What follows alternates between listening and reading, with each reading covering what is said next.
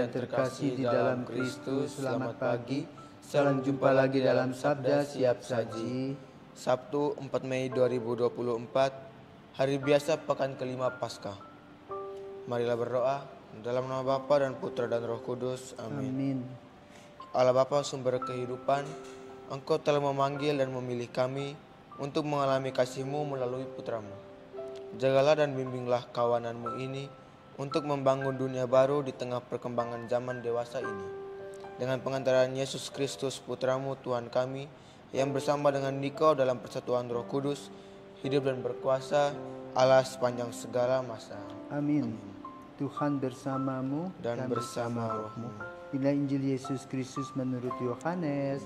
Dimuliakanlah Tuhan. Dalam amanat perpisahannya, Yesus berkata kepada murid-muridnya, "Jikalau dunia membenci kamu, ingatlah bahwa ia telah lebih dahulu membenci aku. Sekiranya kamu dari dunia, tentulah dunia mengasihi kamu sebagai miliknya. Tetapi karena kamu bukan dari dunia, sebab aku telah memilih kamu dari dunia, maka dunia membenci kamu. Ingatlah apa yang telah kukatakan kepadamu, seorang hamba tidaklah lebih tinggi daripada tuannya. Jikalau mereka telah menganiaya aku, mereka juga akan menganiaya kamu. Jikalau mereka telah menuruti firman-Ku, mereka juga akan menuruti perkataan-Mu. Tetapi semuanya itu akan mereka lakukan terhadap kamu karena namaku, sebab mereka tidak mengenal Dia yang telah mengutus aku." Demikianlah sabda Tuhan. Terpujilah Kristus. Selamat pagi Romo. Selamat pagi Tuhan. Di sini saya ingin bertanya, apa yang Yesus maksudkan dengan berkata bahwa aku telah memilih kamu dari dunia, maka dunia membenci kamu? Saudara-saudari yang terkasih di dalam Kristus, selamat pagi. Pagi Romo. Injil Yohanes pada hari ini membahas tentang apa? Amanat perpisahan Yesus. Amanat perpisahan Yesus kali ini membicarakan tentang hubungan timbal balik dan sebab akibat. Ya. Digambarkan bahwa Yesus membawa warta kepada dunia dengan mengatakan apa? Akulah jalan, kebenaran, dan hidup. Dan hal ini tentu sering bertentangan dengan hal-hal yang berbau dunia, karena dunia membawa kenikmatan. Dan kenikmatan-kenikmatan itulah yang kemudian membuat kita jatuh dalam dunia. Dan Yesus mengingatkan kita bahwa kenikmatan itu sifatnya hanya sementara, bukan abadi. Karena itu Yesus membawa nilai-nilai abadi dengan sabda yang pertama adalah sabda bahagia.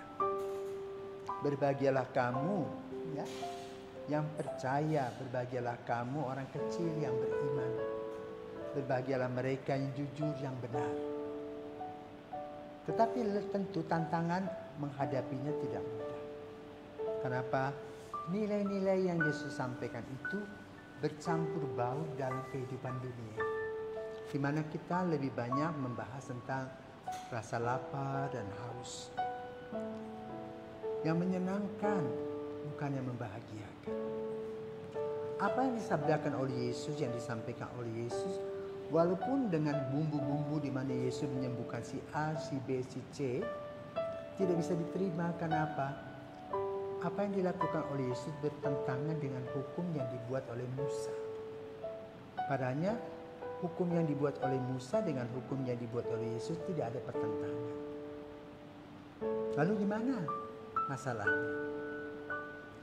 Masalahnya adalah mereka punya pandangan tentang hari esok, parusia, yaitu bahwa tahun 5000 Mesias baru datang. Sementara pada saat itu baru tahun berapa? 1000-an. Sehingga menurut logika orang Yahudi belum memungkinkan Yesus datang. Dan apa yang dikatakan oleh Yesus itu menghujat Allah. Akibatnya bahwa Yesus ditangkap dan diadili. Dan disalibkan. Karena itu dalam amanat perpisahan ini, hari ini, Yesus mengingatkan kita hubungan sebab akibat. Karena kamu mengikuti aku, maka kamu pun juga akan mengalami apa yang aku alami lebih dulu. Kan itu dikatakan di dalam Injil pada hari ini. Karena kamu bukan dari dunia, sebab aku telah memilih kamu dari dunia, maka dunia membenci kamu. Inilah konsekuensi mengikuti Yesus. Kenapa? Bertentangan dengan kenikmatan-kenikmatan itu. Karena itu sejak awal Yesus dalam Injil-Injil terdahulu digambarkan bagaimana Yesus berada di padang gurun selama 40 hari 40 malam. Lapar, haus dan sebagainya. Maka kemudian kegelapan mengatakan apa?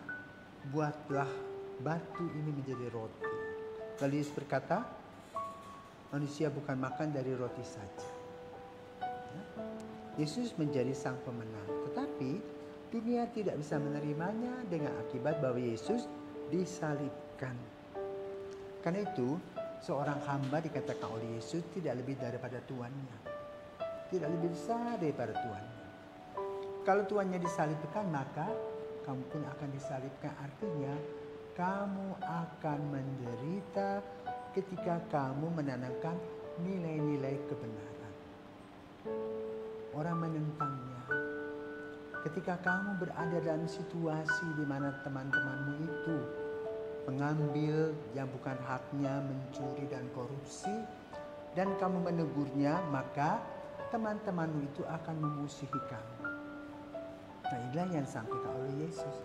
Kamu alami dalam kehidupan sehari-hari. Maka apa yang harus kamu pilih? Dan Yesus mengatakan, karena kamu sudah aku pilih, ayo konsekuen. Kamu harus ikut aku.